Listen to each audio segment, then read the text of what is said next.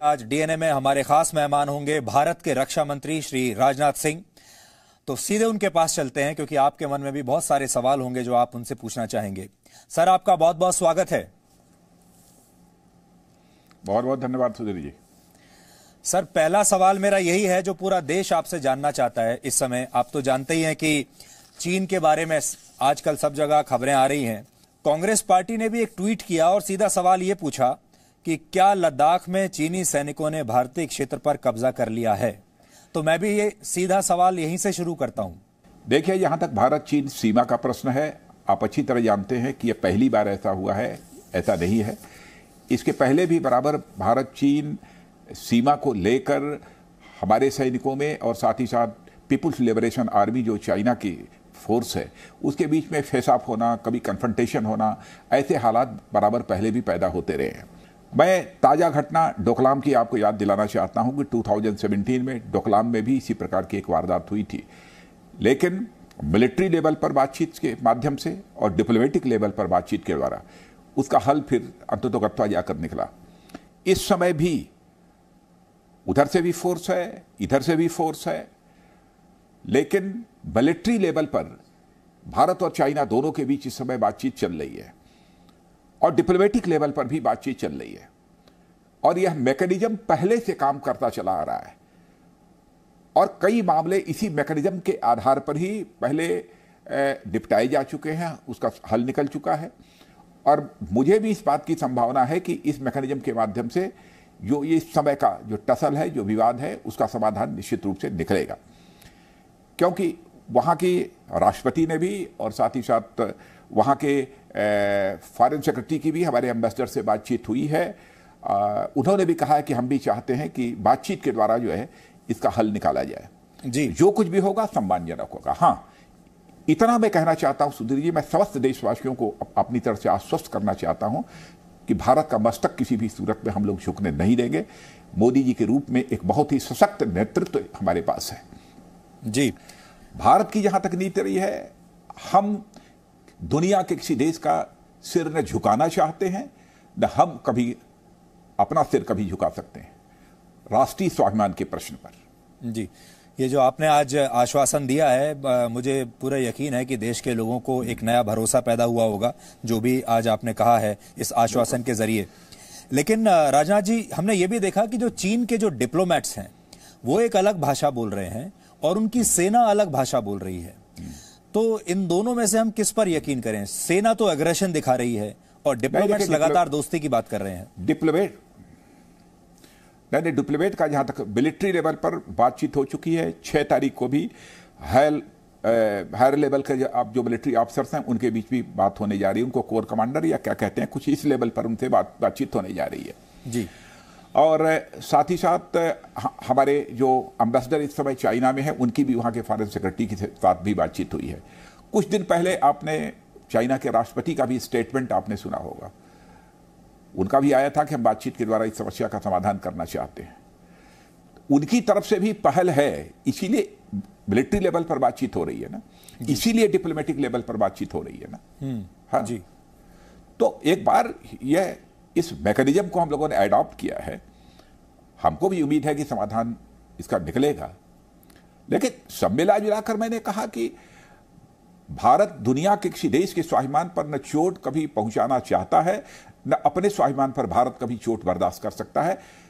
इतना मैं देश को आश्वस्त करना चाहता हूं। जी राजा जी, हमने ये देखा कि आप भी अलग अलग देशों के जो रक्षा मंत्री हैं उनसे आप लगातार संपर्क में हैं, आप उनसे बात भी कर रहे हैं। क्या बातचीत जी, क्या आपने इन सारे देशों के रक्षा मंत्रियों को इस बारे में अवगत कराया है चीन के साथ जो हमारा अभी जो चल रहा है? नहीं, मैंने जहां तक फ्रांस के डिफेंस मिनिस्टर से आज हमारी बातचीत हुई है, मैं चीन के मुद्दे की मैंने कोई चर्चा नहीं की है जी। मैं यह मानता हूं कि भारत और चाइना के बीच का यह मुद्दा बाइलेटरल है। अब चूंकि बातचीत जब चल रही है तो इस समय दुनिया के किसी देश से इस संबंध में चर्चा करने का कोई औचित्य नहीं है, क्योंकि चीन भी यह विश्वास व्यक्त कर रहा है कि बाइलेटरल जो मैकेनिज्म हमारा है इसी माध्यम से हम इस समस्या का हल निकालेंगे। तो दूसरे से इसकी चर्चा करने का कोई औचित्य नहीं है। इस कारण जो है मैंने कोई चर्चा किसी से नहीं की है। जी, आपने अभी ये भी देखा होगा कि अमेरिकी राष्ट्रपति ने भी बीच में हाँ, लेकिन हमारे एक्सटर्नल अफेयर्स मिनिस्ट्री, विदेश मंत्रालय ने स्थिति को स्पष्ट कर दिया कि शायद ऐसी कोई बातचीत हमारे प्रधानमंत्री मोदी जी के साथ नहीं हुई थी, जी राष्ट्रपति के। जी अभी जो विदेश सचिव हैं अमेरिका के माइक पोम्पियो, उन्होंने भी ये कहा है, अभी दोबारा उनका भी एक बयान आया है चीन के ऊपर, और उन्होंने भी थोड़ी सख्त भाषा का प्रयोग किया है चीन को लेकर कि जो अथॉरिटेरियन जो देश होते हैं वो कई बार इस तरह के एनक्रोचमेंट करते हैं। तो इससे एक बात ये लगती है कि अंतर्राष्ट्रीय स्तर पर भारत को इस मामले में काफी अच्छा समर्थन मिल रहा है। मैं अभी कोई समर्थन वगैरह की बात इस समय हाल फिलहाल नहीं करना चाहता हूं। जी, जब तक बातचीत चल रही है, बातचीत से हम अभी यही बातचीत चल रही है तो हमारा विश्वास है कि इसका हल निकलेगा। जी, यह सब सारी चीजें तो बहुत बात की हैं जी, इसलिए उसकी मैं चर्चा फिलहाल नहीं करना चाहता। एक और कंफ्यूजन भी है जो हम आज क्योंकि आपसे बात करने का मौका मिल रहा है तो और देश सुन रहा है, ये घुसपैठ उन्होंने की है या उन्होंने कुछ इलाकों में अपने सैनिकों की तादाद बढ़ा दी है, इसको हम क्या माने? क्या घुसपैठ हुई है? घुसपैठ क्या, जो हमारी जानकारी है वो एलएसी के कुछ जो पहले बहुत दूर एक्सरसाइजेज किया करते थे वो कुछ एलएसी काफी नजदीक वो आ गए हैं। लगभग जो मुझे बतलाया गया 10-12 किलोमीटर दूरी पर हैं एलएसी से टुवर्ड्स चाइना, और काक दो स्थानों पर उनकी पेट्रोलिंग पार्टी भी आ गई थी। गलवान घाटी में भी जानकारी मिली है कि कुछ स्थानों पर आए थे, फिर वहां पर फेस ऑफ हुआ था, फिर चले गए थे। यहां पर पहले नहीं थे, कुछ स्थानों पर उन्होंने अपने टेंट्स वगैरह लगाए हैं। जी, ऐसी स्थिति है। लेकिन मैंने कहा कि यह ऐसी स्थिति पहले भी हो चुकी है, मैंने ऐसा नहीं है कि यह पहली बार है, लेकिन पहले भी भारत ने उसे गंभीरतापूर्वक लिया है और इसको भी भारत ने गंभीरतापूर्वक लिया है। इस मामले को लाइटली हम नहीं ले रहे। जी बिल्कुल। लेकिन चूंकि चाइना भी विश्वास व्यक्त कर रहा है कि बातचीत से इसका हल निकालेंगे, तो स्वाभाविक है हम भी यह चाहते हैं कि बातचीत के द्वारा हल निकले। पहले भी निकला है तब आगे भी निकलना चाहिए। जी, ये बात बिल्कुल सही है कि बातचीत से अगर हो जाए तो अच्छा है। जी, तो इससे बेहतर स्थिति कुछ नहीं हो सकती। क्या आपको ऐसा लगता है कि देखिए दोनों बड़े देश हैं, एक दुनिया की दूसरी सबसे बड़ी आर्मी है, एक दुनिया की चौथी सबसे बड़ी आर्मी है, क्या आपको जरा भी कोई ऐसी बात लगती है कि ये बात आगे भी बढ़ सकती है? दो टूक शब्दों में पहले ही मैंने बतला दिया, हमारी कोशिश, भारत की कोशिश क्या, भारत की नीति बहुत ही स्पष्ट रही है कि हम दुनिया के किसी देश से कन्फ्रंटेशन नहीं चाहते और हम दुनिया के किसी देश के सामने अपना वर्चस्व भी नहीं दिखाना चाहते अथवा किसी के ऊपर अपना वर्चस्व भी स्थापित नहीं करना चाहते। हमारी सोच बहुत पूरी तरह से साफ रही है पहले। इसलिए क्या होगा भविष्य में उसके बारे में मैं कुछ नहीं कह सकता हूं, लेकिन देशवासियों को इतना जरूर मैं विश्वास दिलाना चाहूंगा कि भारत का मस्तक किसी भी सूरत में झुकेगा नहीं। क्या हमने इन टर्म्स ऑफ नंबर्स, क्योंकि हमने ऐसा सुना कि चीन ने अपने बड़ी संख्या में सैनिकों को वहां पहुंचा दिया है, क्या हमने भी अपने सैनिकों को उसी मैचिंग नंबर में वहां पर पहुंचाया है अभी? अब देखिए इन सब सारी चीजों पर पब्लिकली हमारा बात करना उचित नहीं है जी। लेकिन हमारा एक ही सेंटेंस पर्याप्त है कि भारत का मस्तक नीचे नहीं झुकेगा। अब इन सब सारी चीजों के डिटेल में जाना पब्लिकली जी मैं समझता हूं कि यह हमारे लिए उचित नहीं होगा। मैं आपकी सीमाएं समझता हूं, आप रक्षा मंत्री हैं और सारी बात ऐसे टीवी पर नहीं बताई जा सकती। राजनाथ जी, एक और बड़ी कंट्रोवर्सी रही आप ही के विभाग में और वो थी नेपाल। मतलब अचानक ये चीन और नेपाल लगभग एक साथ शुरू हुए और नेपाल ने भी अभी आपने देखा होगा कि आंख दिखाना शुरू कर दिया है, नया अपना नक्शा बना लिया है।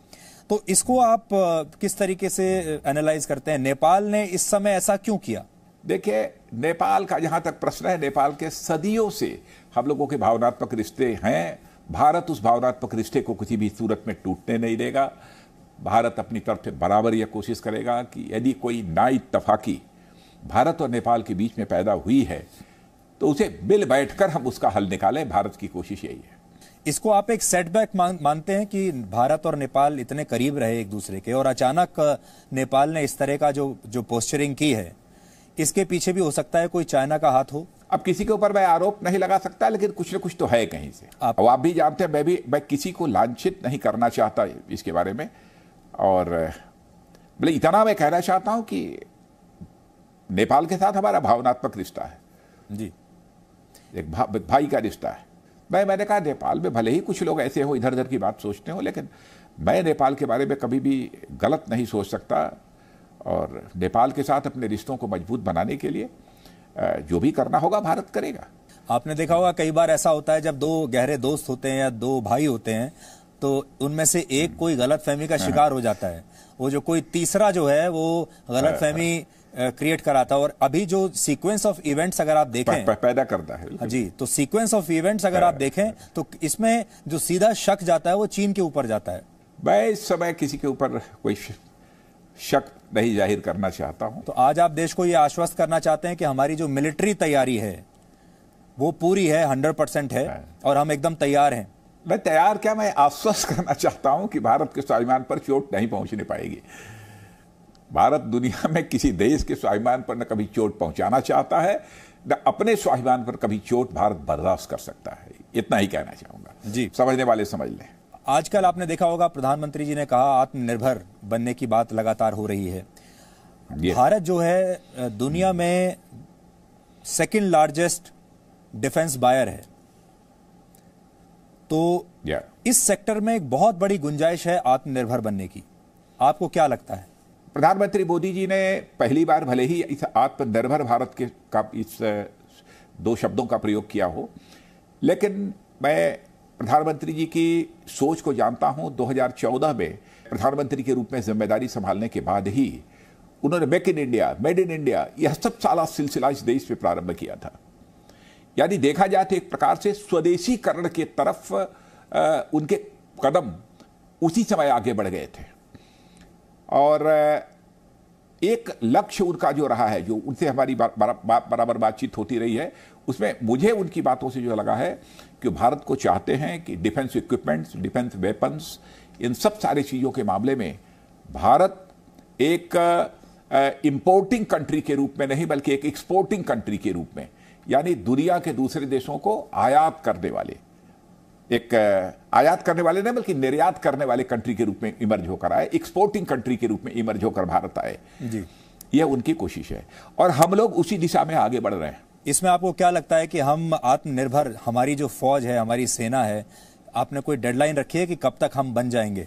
नहीं, देखिए यह काम तो बहुत साल 2 साल के अंदर नहीं हो सकता जी, यह तो समय लगेगा।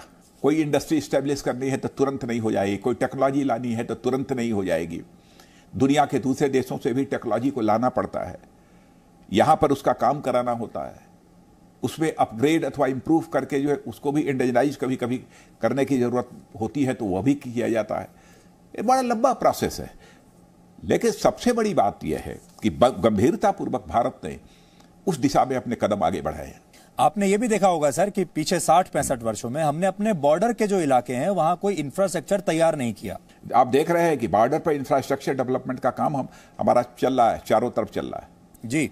और कई बार ये लगता है कि जो आपने अचानक से काम शुरू किया है इंफ्रास्ट्रक्चर तैयार करने का बॉर्डर पर, यही बात हमारे कुछ पड़ोसियों को अच्छी नहीं लग रही। हो सकता है यही बात चीन को भी पसंद नहीं आ रही हो। अब न पसंद आए तो उसके लिए मैं क्या करूं, लेकिन यह है कि चाइना भी अपनी तरफ बॉर्डर के पास में इंफ्रास्ट्रक्चर डेवलप कर रहा है और हम भी अपनी तरफ इंफ्रास्ट्रक्चर डेवलप कर रहे हैं। यह स्वाभाविक है क्योंकि वहां पर हमारे देश के नागरिक भी कई स्थानों पर रहते हैं, तो उनके सुख सुविधा का भी हमको ध्यान रखना पड़ता है जी। पेट्रोलिंग के लिए हमारे जवानों को जाना पड़ता है सीमा पर, उनकी भी सुख सुविधा का तो हमको ध्यान रखना पड़ता है। इसलिए बट नेचुरल है कि बॉर्डर इंफ्रास्ट्रक्चर हम डेवलप करेंगे जी। आजकल आपने देखा होगा किसी दूसरे देश की सीमा में अतिक्रमण नहीं करेंगे। जी जी। आपने ये भी देखा होगा कि आजकल ये जो कोविड-19 की वजह से पूरा देश क्या पूरी दुनिया ही रुकी हुई है इस समय डिफेंस सेक्टर में, और हमारी सेनाओं की तैयारी पर इसका कितना असर पड़ा है और ये कितनी बड़ी चुनौती आपके लिए रही? बिल्कुल बिल्कुल नहीं आने देंगे। और मैं बतला दूं कि कोविड-19 का कोई असर हमारी तैयारियों के ऊपर नहीं पड़ा है।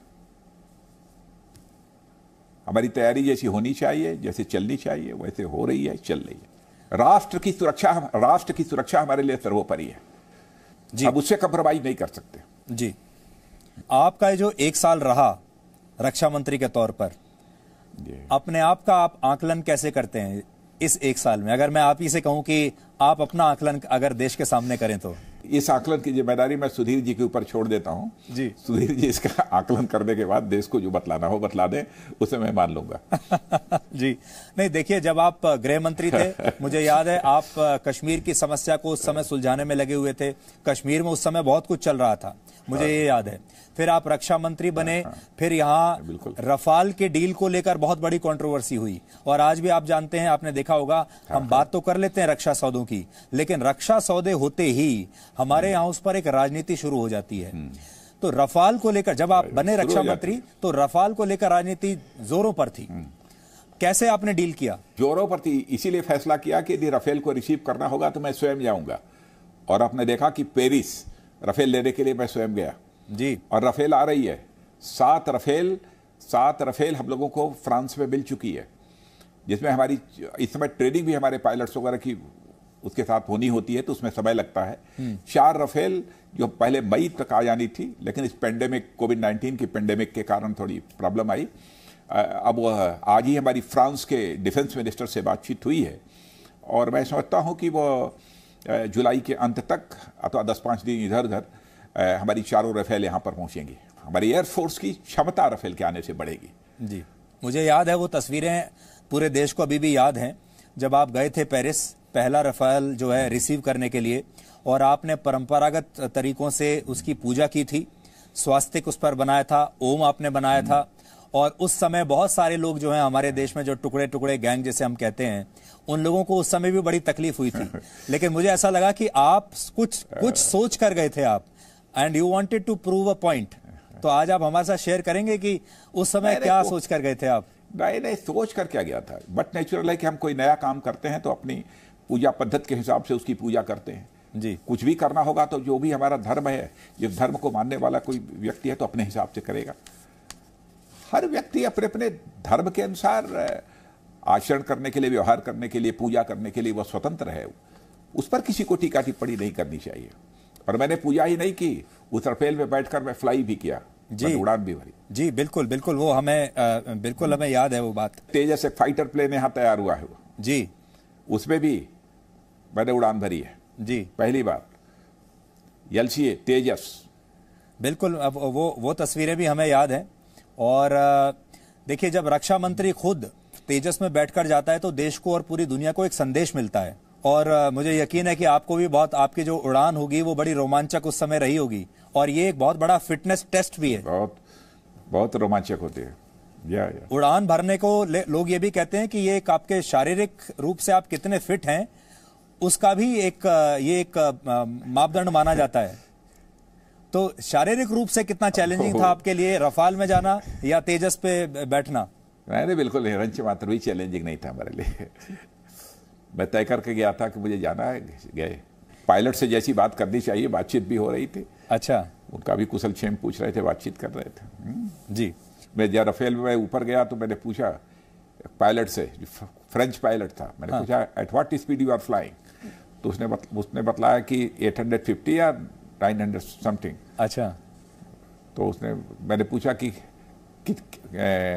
कितने स्पीड तक आगे जा सकती है? हाँ। तो उसने बतलाया कि ये लगभग इतने 1200 या 1400 कुछ ऐसे ही बतलाया। हाँ।